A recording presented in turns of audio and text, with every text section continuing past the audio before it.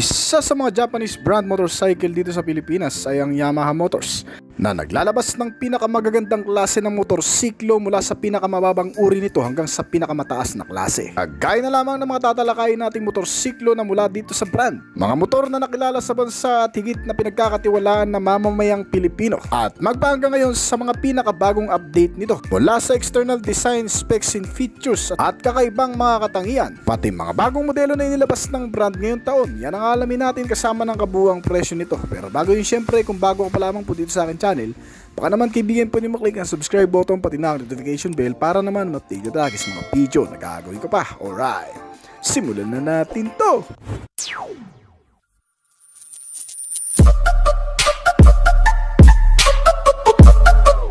Yamaha NMAX 155. Inilunsad sa Pilipinas noong nakarang 2015 ang Yamaha NMAX 155 scooter ay isa sa malakas na ibinibenta ng brand sa merkado ng Pilipinas magpahanggang ngayon. Sa malinis na itsura kasama ang dissenting performance nito, tiyak na dadalhin ka ng scooter na ito sa malalayong lugar dala ang komportableng pagsakay ng may higit na kumpiyansa. Ang urban commuter na ito ay nagkaroon ng 6 na klase ng kulay kabilang ang Midnight Black, Tech Camo at Pantone Blue para sa mga non-ABS na variant nito. Habang ang nangungunang linya ng ABS ay makakuha ka ng kulay na Tech Camo, Matte Red at Midnight Black color na mga opsyon. Sa kasalukuyan, ito ay inaalok na may dalawang variant na pagpipilian katulad ng isang standard variant at ABS na variant. Ang mga presyo ay mula sa 125,000 hanggang sa 150,000 pesos. At ang nagpapagana sa modelong ito ay ang isang 155 cubic centimeter engine displacement na naka 4-stroke single cylinder 4-valve single overhead camshaft na makina na gumagawa naman ng 15.18 na horsepower at 13.9 Nm ng torque na ipinapadala sa pamamagitan ng CVT na type na transmission at sa tulong din ng mga makabagong sistema nito sa makina gaya ng VVI at Blue Core technology na siyang nagpapalakas ng output at nagpapatipid na rin ng konsumo ng fuel. Para sa kabuuang bilis ay naitala ang 125 km/h na top speed nito, habang 35 km per liter naman ang fuel consumption. At may malawak na fuel tank capacity na naglalaman ng 7.1 liters. Ang komportabling cruiser na ito ay may kasamang isang disenteng dami ng mga tampok kabilang ang LED headlight at taillight na LED na rin, sa dagdag na estilo at mahusay na paningin sa oras ng gabi. May kasama na ring hazard lamp para sa agarang visibility sa kalsada. Bukod dito ay nilagyan na rin ng mga digital panel gauge para sa modernong katangian na mas malaki kaysa sa dating circular shape sa previous model. Kasama ang malaking underseat storage na nagbibigay naman ng extra spasyo para sa mga kargamento o anumang bagay na mapagkakasya mo dito. Pati ng mga console pocket na sinamahan na rin ng USB port charging system. Para sa kaligtasan at iba pang mga features, makakakuha ka rin dito ng auto start and stop system para sa mas matipid na konsumo, keyless ignition at anti-lock braking system o ABS para sa kaligtasan. Sa eksklusibo lamang ng ABS variant ay makakakuha ka nito. Ang parehong gulong ay may sukat na 13 pulgada, naka-tubeless tires at alloy na rin. Nasa loob nito ang parehong disc type na front and rear brake, kasama ang magagandang klase ng suspension na ginamit dito. At sa modelong ito, hindi rin nawawala ang Y-Connect system sa pangunahing pinagkukunan ng impormasyon tungkol sa motorsiklo. Ang kasalukuyang presyo nito ay mula sa 125,000 pesos hanggang sa 150,000 pesos dito sa bansa. Yamaha Sniper 155. Matapos marka ng 10 taon itong pamamayagpag sa bansa noong 2020, inilabas ang bagong Yamaha Sniper 155 na nagpapakita ng pagiging sporty kasama ang matatalim na disenyo nito at kabuuang performance na may kasamang modernong katangian. Ang Yamaha Sniper ay kilala din sa pagiging mabilis nito na ginagamit sa parehong karera at kalye. Ito ay isang alamat sa mata ng marami sa kategoryang underbone motorcycle sa lokal na merkado ng Pilipinas. Ang commuter bike na ito ay ginawang available sa dalawang variant.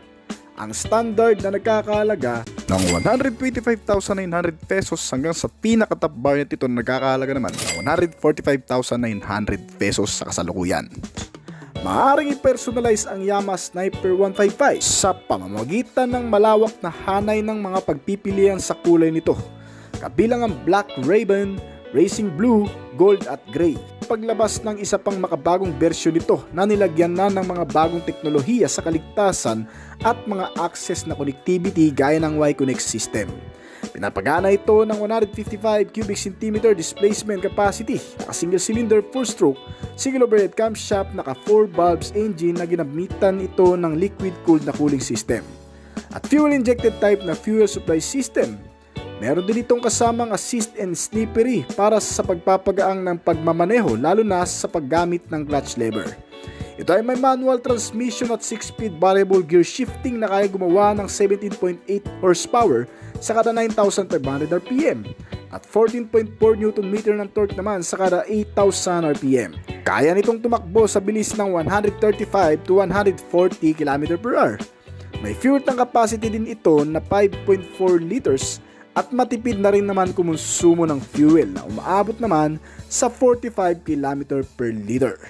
Nakakuha ang commuter na ito ng dissenting dami ng mga features na kinabibilangan ng mga pangunahing gamit gaya ng LED headlamp, tail lamp at indicator lights para sa dagdag na stash ng estilo at liwanag lalo na sa oras ng gabi. Dagdag pa dyan, nakakuha din ito ng modernong digital meter panel gauge na nagbibigay ng malinaw na impormasyon tungkol sa konsumo, oras, milyahe at RPM nito. Meron na rin itong kasamang USB port charging system na kung saan pwede ka na rin mag-charge sa motor na ito. Meron itong ignition na keyless entry at isang manual key na may kasamang shutter lock for security.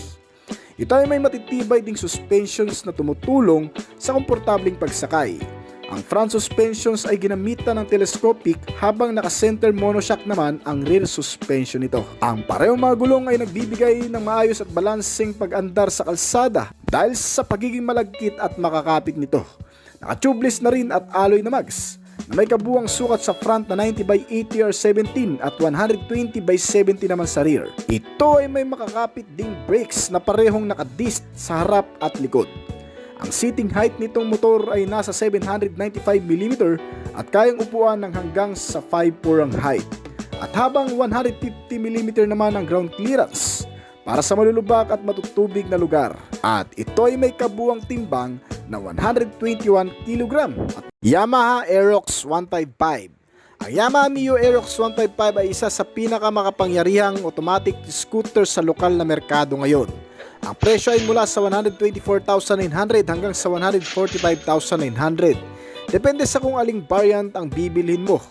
Ang Mio Aerox ay maaaring i-personalize sa pamamagitan ng malawak na hanay ng mga pagpipilian sa kulay nito tulad ng Black Raven at Race Blue. Sa mga pagpipiliang hanay kasama sa mga tampok nito, ang Mio Aerox 155 ay may front hydraulic single disc brake para sa dagdag na lakas ng paghawak ng mga brake sa panahon ng momentum ng pagpipreno. Mayroon ding mga LED na headlight para sa mahusay na paningin sa oras ng gabi at isang stop and start system upang palakasin ang iyong fuel economy. Bilang pinakamakapangyarihan sa lineup ng Mio, ang Aerox ay pinapagana ng isang 155 cubic centimeter displacement nito. Naka-liquid cooled 4-stroke single overhead camshaft 4 valves engine na gumagawa ng 18 horsepower at 14 Nm ng torque. Pagkatapos ay pinares ang makina nito sa automatic na may kapares ding V-belt. Ang kabuuang makina ay sinamahan pa rin ng Blue Core technology ng Yamaha na kung saan tulong para mas mapaganda at balanse ang konsumo ng gasolina. Ang kabuuang bilis nitong Yamaha Mio Aerox ay umaabot ng 125 km/h. Sa loob ng maraming taon, ang modelo ay hindi pa rin nawawala sa mga pinagpipiliang motorsiklo ng bawat Pilipino sa bansa. May fuel tank capacity ito na 5.5 liter at kumukonsumo ng 35 km per liter. Ang mga bagay na magpapasabik naman sa mga mamimili ngayon ng mga motorsiklo ay ang pagiging komportable at user-friendly nito. Mas maraming access gawa ng Bluetooth o Y-Connect system Kasama ang USB port charging system nito at very informative na digital instrument panel gauge. Para naman sa pangkaligtasan, ang isang variant na SABS ay nilagyan ng anti-lock braking system. Suporta sa makapit na brake at sa biglaang pagpipreno nito. At para sa dimension, itong modelo ay nakakuha ng mas mataas na ground clearance na 145mm at seating height na 790mm. Kayang upuan ng hanggang sa 5-4 flat ang height na nagkakahalaga sa 124,900 mula sa pinakamababa hanggang sa pinakamataas na halaga na umabot ng 145,900 pesos dito sa bansa. Yamaha Mio Grabis 125. Walang duda na ang isa sa pinakamabentang motorsiklo ng Yamaha Motor sa Pilipinas ngayon ay ang Mio series scooter nito. At ang isa sa mga pinagpipilian ng mga rider pagdating sa Mio scooter ng brand ay ang Yamaha Mio Grabis. Isang makapangyarihang scooter ng Japanese brand na 125cc engine displacement na matagal na ring nasa Pilipinas at ngayon ay naglabas ng panibagong update noong nakaraang taon lamang dito sa bansa. Ang bagong update ng modelong ito ay nagdadala ng makabagong henerasyon sa pagkakaroon ng makabagong teknolohikal na katangian para sa mga taong makikipagsapalaran sa loob ng syudad o di naman kaya ay yung mahihilig gumala sa malalayong lugar o long ride, kasama ang ilang mga sistema na makatutulong sa pang-araw-araw gaya ng pagkakaroon ng matatag na makina, malawak na compartment storage, charging system, makakapit na gulong at malakas na braking system nito. Bukod pa sa magandang itsura, ang Yamaha Mio Grabis 125 ay may malaking LED headlamp na may mga kasamang position light na rin, mga turn signal lamps, DRL at rear tail lamp na karamihan ay mga naka-LED type na rin. Sinamahan din ito ng hazard lamp switch para sa mga emergency na pagpapahinto sa gilid ng mga kalsada lalo na kung may mga aayusin. At isa pang USB port charging system para sa saksakan ng cord sa pag-charge ng gadget. At mayroon din itong digital instrument panel meter gauge na mas informative kesa dati. At nakakabilib ang disenyo dahil sa mas gumanda na rin ito ngayon kumpara sa dating disenyo nito na square type pa. Bilang din sa modelong ito ang pagkakaroon ng mga convenient features gaya ng isang retractable hook o sabitan ng mga gamit. May mas malawak na underseat storage din ito para sa mga kapote, extra t-shirt at kung ano-ano pa na pwede mong ilagay dito. Malapad din ang upuan nito. Nakaka-relax kapag nakaupo ka para sa komportableng pagmamaneho na rin at pagsakay lalo na kung gagamitin mo ito sa malalayong lugar. Pinapagana itong Mio Grabis ng mga pagkakatiwalaang 125cc engine displacement capacity na naka-single cylinder 4-stroke, single overhead cam, 2 valves at naka-air-cooled na cooling system. Na may kasama na rin isang Blue Core technology para mas mabalanse ang konsumo, bilis at lakas ng makina nito sa pamamagitan din ng automatic na transmission type na naka-CVT. Ay nagagawa nitong umabot sa lakas na 9.3 horsepower sa kada 8,000 RPM at 9.5 Nm ng torque naman sa kada 5,500 RPM. Ang average top speed nitong motor ay umabot ng 110 km/h. Kasama din sa pagpapatipid ng konsumo nito sa fuel ay ang naka-injected type na klase ng fuel supply system nito. Meron itong fuel tank capacity na 4.2 liters at may average fuel consumption na 45 km/liter. Ang mga suspensions at brakes naman ay nababagay din sa mga kalsada ng Pilipinas na may kaunting malulubak at may mga humps at kung minsan ay mababato. Ginamitan ito ng matitibay na klase ng telescopic fork sa front at matibay na unit swing, single side shock absorber with coil spring sa rear suspension. Naka-disc type ang front brakes nito at naka-hydraulic na rin.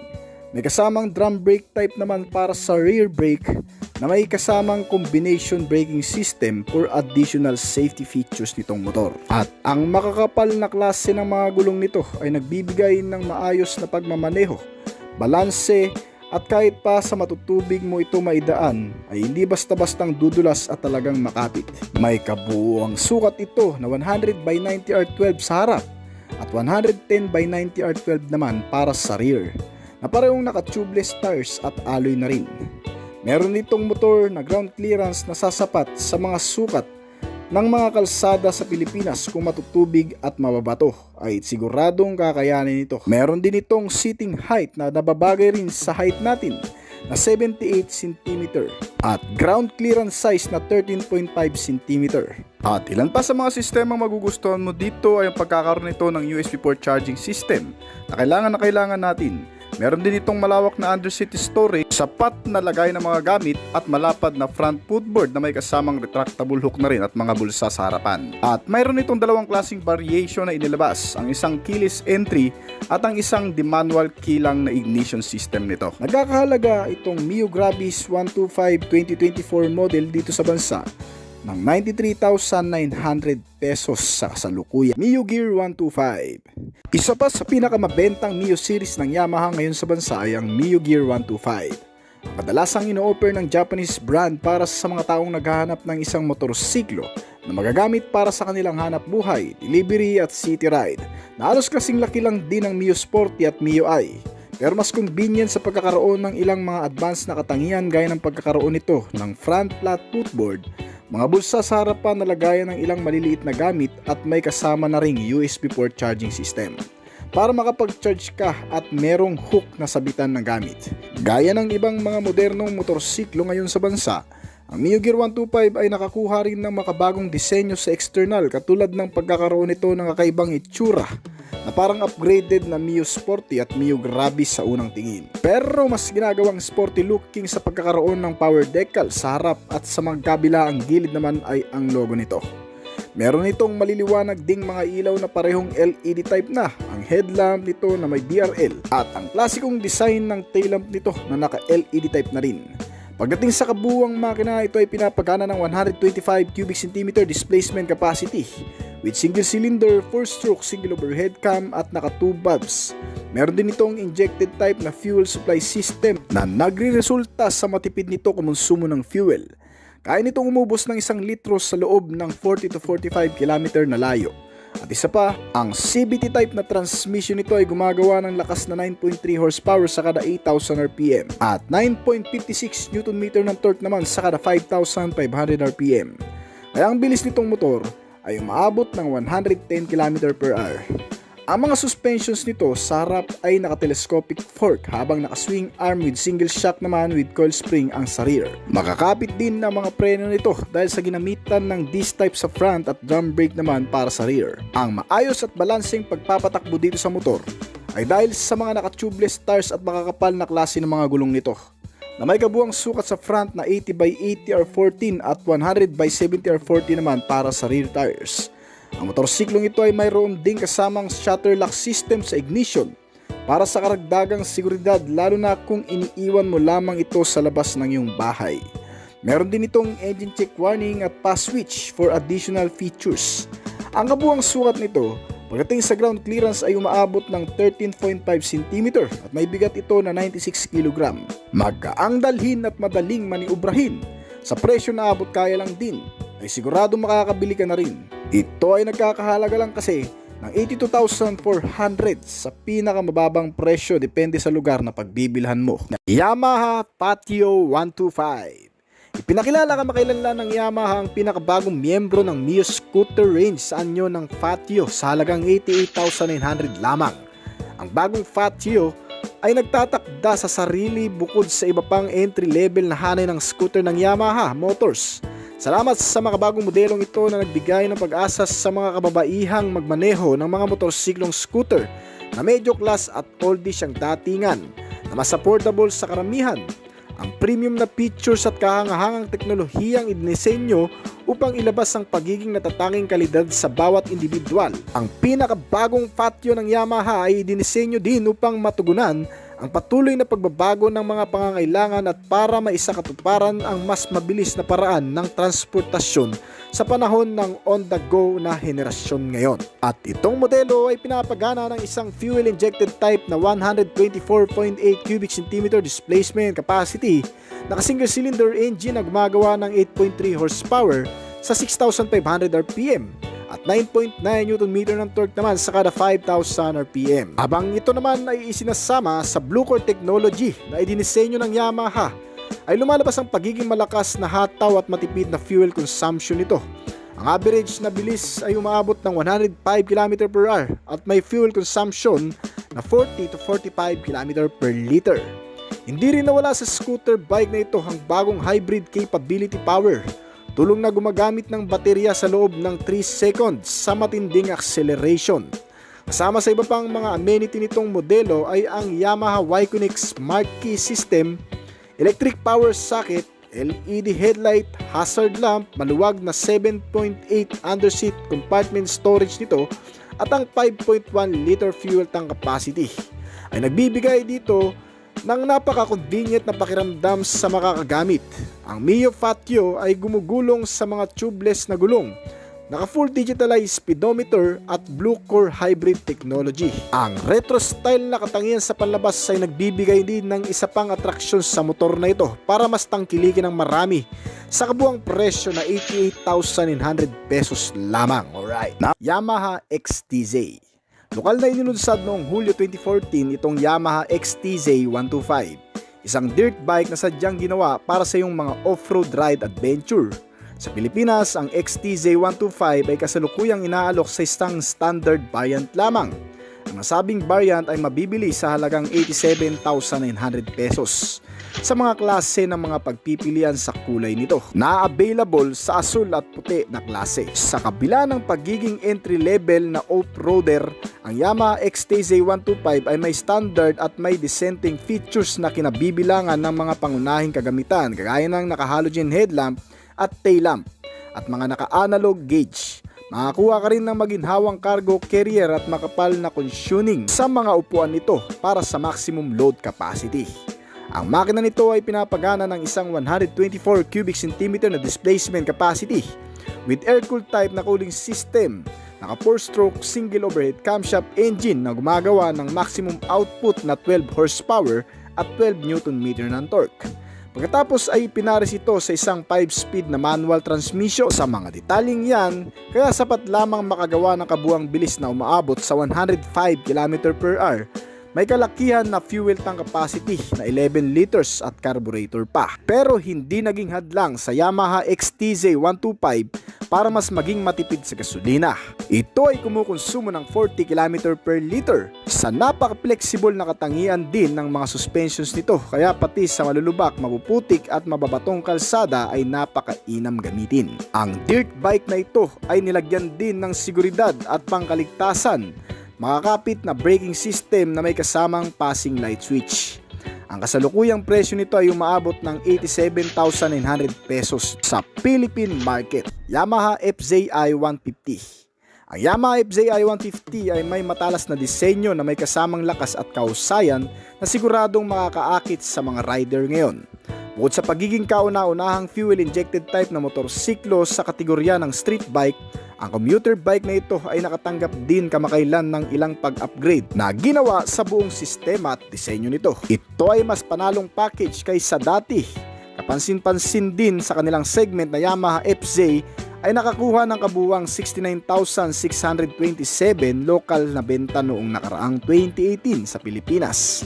Ang bike na ito ay naalok sa isang standard na variant na nagkakahalaga ng 99,800 pesos. Ang Yamaha FZI 150 ay maaaring makakuha din ng alinmang available color, ang pula at itim. Ang two-wheeler bike na ito ay may standard at may eksaktong dami lang din ng mga features, kabilang ang naka-digital panel gauge at halogen headlamps.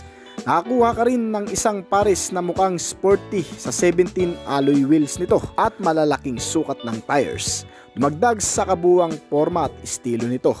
Ang nagpapagana sa kabuwang makina nitong motor ay isang 149 cubic centimeter na displacement, naka-air-cooled type na cooling system at may 4-stroke single overhead camshaft engine na nagpapalabas ng maximum output na 12 horsepower at 13 Nm ng torque. Ang mill na ito ay ipinares sa isang 5-speed manual transmission at nagtatampok din ng ilang mga pangkaligtasan at pangsiguridad. May kasamang passing light switch, malakas na braking system at malawak na visibility.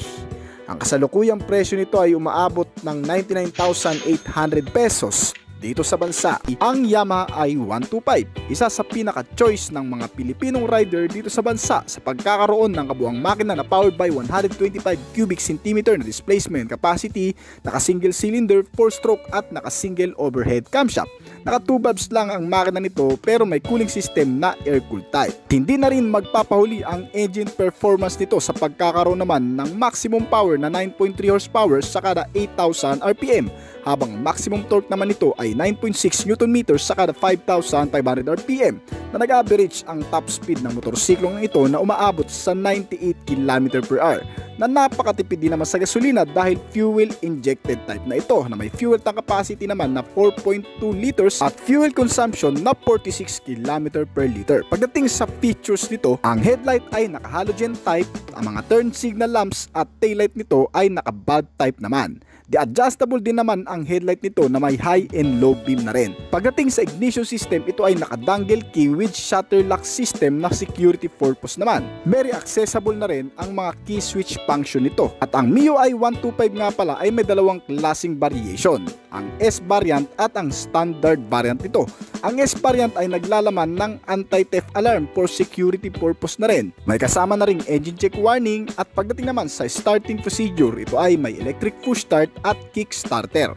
Ang dimensions nito ay compatible din sa ating mga Pilipino dahil sa seating height na 750mm. At ang kabuang presyo nito sa standard variant, ito ay nagkakahalaga ng 75,900. Pagdating naman sa ating S variant na top end variant nito, ito ay nagkakahalaga naman ng 80,400. Ang Mio Soul i125, ang pagkakaroon ng kabuang makina na powered by 125 cubic centimeter na displacement capacity, naka-single cylinder, 4-stroke at naka-single overhead camshaft, with 2 valves na rin ang engine nito na may cooling system na air-cooled type. At ang engine performance nito ay malakas-lakas na rin sa pagkakaroon ng maximum power na 9.3 horsepower sa kada 8,000 RPM, habang ang maximum torque naman nito ay 9.6 Nm sa kada 5,500 RPM. Nag-average ang top speed ng motorsiklong ito na umaabot naman sa 100 km/h, na napakatipid rin kumonsumo sa gasolina dahil ang fuel system nito ay fuel injected type na may fuel tank capacity naman na 4.2 liters at fuel consumption na 45 km/l. At pagdating naman sa features nito, ang headlight ay naka-LED na maliban sa taillight at mga turn signal lamps na naka-bulb type pa. Adjustable na rin ang headlight nito na may high and low beam na rin. At pagdating sa ignition system, ito ay naka-dangle key pa lamang na may shutter lock for security purpose. Madaling pindutin ang mga key switch function, may engine check warning with retractable hook. At pagdating sa starting procedure, ito ay naka-electric push start with kickstarter for optional. Ang dimensions nito sa seating height ay nasa 775mm na kayang-kaya sigurong itayo ng hanggang sa 5'2" ang height. At meron na rin itong dalawang klaseng variation. For standard variant, ito ay nagkakahalaga sa 79,900, habang ang S variant o top end variant naman nito ay nagkakahalaga ng 83,900 pesos. Yamaha Mio Sporty. Ang kabuang makina nito ay powered by 114 cubic centimeter na displacement capacity, naka-single cylinder, 4-stroke at naka-single overhead camshaft. Naka 2 valves na rin ang makina nito at may cooling system na air-cooled type. At hindi rin talaga magpapauli sa engine performance ang motorsiklong ito sa pagkakaroon ng maximum power na 7.6 horsepower sa kada 8,500 RPM, habang ang maximum torque naman nito ay 7.2 Nm sa kada 5,500 RPM, na nag-average ang top speed nito na umaabot sa 92 km/h. At ang fuel system naman nito ay naka-carburetor type pa, pero napakatipid naman sa konsumo ng gasolina na may fuel tank capacity na 4.1 liters at fuel consumption na 49 km/l. Sa mga features na meron ito sa headlight, naka-halogen type, maging ang kanyang taillight at mga turn signal lamps naka-bulb type naman. Pero adjustable din naman ang headlight nito na may low and high beam. At pagdating naman sa ignition system, ito ay naka-dangle key pa lamang at dalawang console pocket sa unahan na lagayan ng ibang bagay. At napaka-accessible na rin sa mga key switch function ng motorsiklong ito. Pagdating naman sa kanyang engine starting, ito ay may electric push start at kickstarter na option. At ang kagandahan pa sa motorsiklong ito ay talagang compatible hindi lamang sa mga lalaking rider kundi pati sa mga babaeng rider na rin. Dahil may seating height capacity ito na 745mm na kayang-kayang abutin ng hanggang sa 5 flat ang height. Ang kabuang presyo naman nito ay umaabot ngayon sa 72,200 na I think ay mas tataas pa sa susunod na taon. Yamaha YTX 125. Ang pagkakaroon nito ng kabuang makina na powered by 125.5 cubic centimeter na displacement capacity, naka single cylinder 4-stroke single overhead cam with 2 valves engine. Naka air-cooled type ang cooling system at the carburetor type naman ang fuel system nito. May fuel tank capacity ito na 7.6 liters at sa engine performance, ito ay may maximum output na 8 horsepower sa kada 7,000 RPM, habang ang maximum torque naman ito ay 10.2 Nm sa kada 4,500 RPM. Sa mga features nito sa headlight, adjustable yan with indicator light na rin. Naka-halogen type lamang ang headlight nito at naka-bulb type naman ang taillight at mga turn signal lamps nito. Sa dimensions and capacity, ang seating height ay umaabot sa 800mm na kayang upuan siguro ng hanggang sa 5'4" ang height. Matipid din sa gasolina ang motorsiklong ito na kumukonsumo naman ng hanggang sa 55 km per liter at may average top speed din na umaabot sa 95 km/h. Kaya hindi ka na rin talo sa motorsiklong ito na YTX 125cc na may kabuang presyo naman ngayon na umaabot sa 52,900 pesos. MT155. Ang pagkakaroon ng kabuang makina na powered by 155 cubic centimeter na displacement capacity, naka single cylinder 4-stroke single overhead cam with 4 valves na rin ang buong makina nito. May cooling system na liquid cooled at fuel system naman na injected type. Sa long ride ay talagang sobrang igi ring gamitin. Ginamitan na rin ito sa buong makina ng Bluecore technology at BBA na variable valve actuation. Ang foreign stroke size nito ay 58mm by 58.7mm at compression ratio na 11.6:1.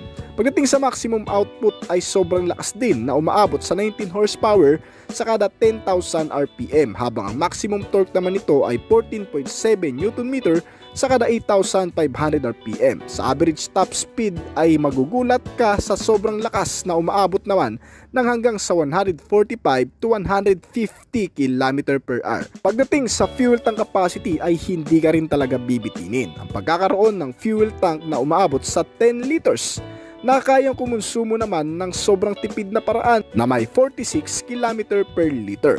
Sa mga features nito ay advantage na rin ng motor na ito ang pagkakaroon ng all LED lighting ang headlight, mga turn signal lamps, maging ang tail lamp nito ay naka LED type na. May hazard light system na rin ito with passing light switch at meron na ring auto start and stop system naman para sa karagdagang pagtitipid sa gasolina. Bago pa man matapos ito mga kaibigan, isang impormasyon lamang na mula sa bansang India na naglabas na ng panibagong modelo nito na 2.0. Ang bagong update daw di umano sa motor na ito. Sa mga features na naidagdag mula sa ibang bansa, ito ay nagkaroon daw ng traction control system with Y-Connect system na rin. I'm not sure kung dumating na rin ito dito sa bansa, pero kung sakali man na ito ang choice mo na motor at nakita nyo sa branch na walang sistema ng mga ganitong klase, marahil ay yun old version pa rin nito ang nakikita nyo. Alright. May charging port system na rin ito with shutter lock system for standard variant naman. Pagdating sa suspensions in brake, sa front nito ay naka upside down telescopic fork at rear suspension naman na center monoshock absorber. Ang front brake nito ay naka single disc with dual piston caliper, habang ang rear brake naman nito ay naka single disc brake na rin. At bukod pa dyan ay meron na rin itong clutch assist and slippery na nagre-reduce ng clutch lever loads during downshift na nagko-contribute ng mga komportabling pagsakay. So dahil dito ay sobrang ganda na rin talagang gamitin.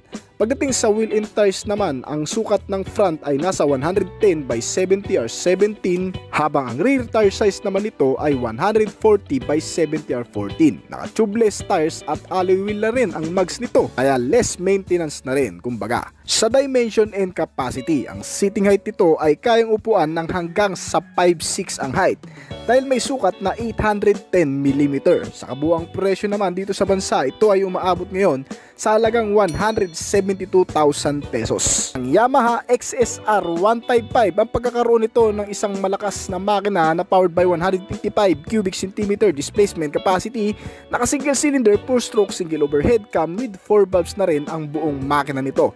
May May cooling system ito na liquid cooled at fuel system naman na fuel injected type. At equipped na rin ito ng variable valve actuation na may boring stroke size naman na 58mm by 58.7mm. Sa compression ratio naman, ito ay may 11.6:1. Kaya pagdating sa maximum output, ito ay may malakas na birada na rin na nagagawa na 19.2 horsepower sa kada 10,000 RPM. Habang ang maximum torque naman nito ay 14.7 Nm sa kada 8,500 RPM. Sa average top speed na sobrang lakas din naman dahil ito ay nakakatakbo ng hanggang sa 145 to 150 km/h. May fuel tank capacity ang motor na to na 10 liters. Malaki-laki na yan kung sa long ride mo gagamitin.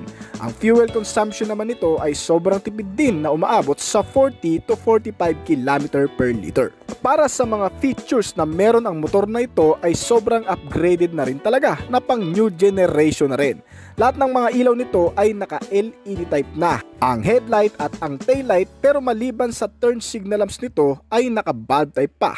Ang mga gulong nito ay makakapal at makakapit rin daw talaga na may dual purpose tires na kayang i-adapt ang anumang klaseng kalsada, so pwede siyang ipang off-road kung sakali man at mas makapit kahit sa madudulas o yung basang simento. With assist and slippery clutch na rin kaya medyo magaang at hindi na rin nakakangalay gamitin na napakadali lang din gawin ng sistema nito. Ang ignition system nito ay with shutter lock system pa o yung nakadangle key pa. Hindi naman issue yan kung maingat at may paglalagyan ka sa gabi ng motorsiklo. Para naman sa chassis and suspensions, ang front suspension nito ay naka-upside down telescopic fork habang ang rear suspension naman nito ay naka-link type and center monoshock absorber na rin. Na base na rin sa mga nakagamit na ng motor na ito ay napakaganda ng bouncing at performance nito sa malulubak at mahahams na kalsada. Sa brake system naman ito sa front, ito ay naka-hydraulic single disc brake with dual piston caliper brake. Habang ang rear brake naman nito ay naka-hydraulic na rin with single disc brake na rin. At para naman sa wheel and tires nito, medyo may kakapalan din ang mga gulong nito na may sukat sa front na 110 by 70R17 habang ang rear tire size naman nito ay 140 by 70R17. Naka-tubeless tires at alloy na rin ang mags nito kaya medyo less maintenance na talaga. Para naman sa dimensions nito, ang seating height nito ay kaya ring abutin ng hanggang sa 5'5 to 5'6 ang height dahil may sukat ito na 810mm. Sa kabuang presyo ng motor na ito ay medyo pricey na rin na may kabuang halaga na 175,000